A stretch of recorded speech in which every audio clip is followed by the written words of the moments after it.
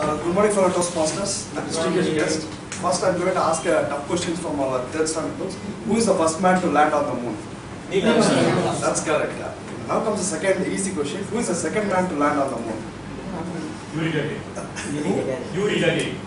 Not Yuri Gagarin. It is Buzz Aldrin. Obvious that we know the first man who landed on the moon. Nobody knows the second or the third person who landed on the moon. So that's obvious. First, the person who achieves first will be celebrated, and not the second or third person. With that note, I am going to introduce my speech topic: why there is a need for India's manned mission to moon. Indian Space Research Organization (ISRO) has envisaged Chandrayaan mission, and in the year 2009, we succeeded in sending an orbiter to the moon.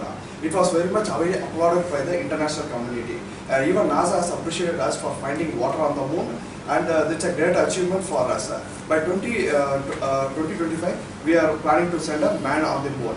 But in first place, the question that comes to our mind is, why to send a man on moon? Why to spend so much money? Because to send one mission, Chandrayaan mission, it has costed 450 crores. But such amount of money can be used for the welfare of the poor people.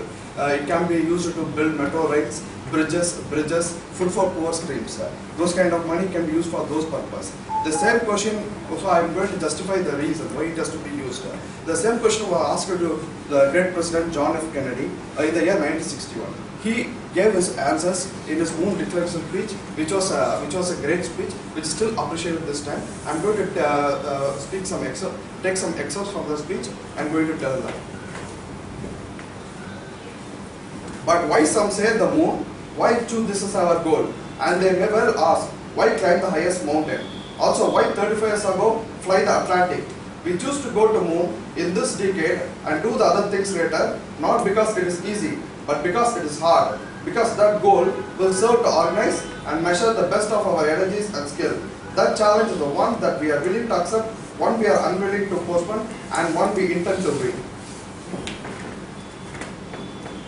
So it was a Cold War time. There was a race in every place between US and USSR in weapons, space technology, in every space.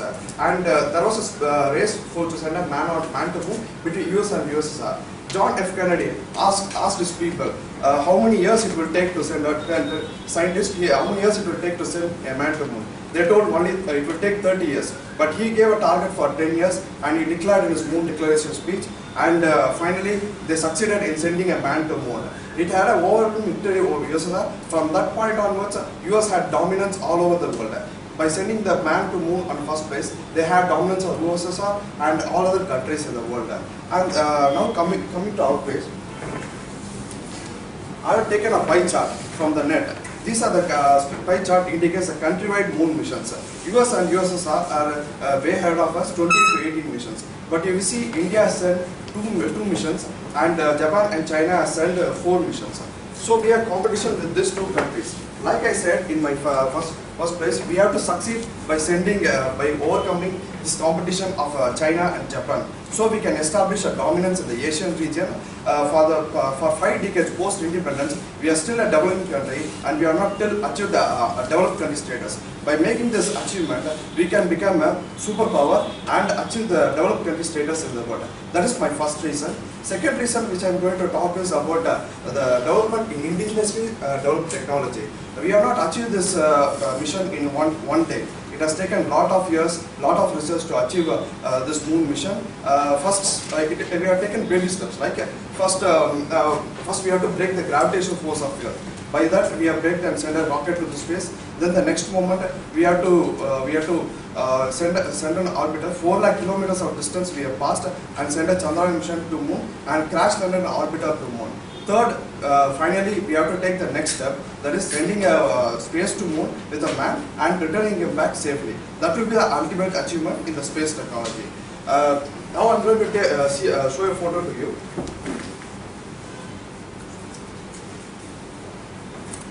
What do you see in this picture? A rocket. That's correct. It's a rocket.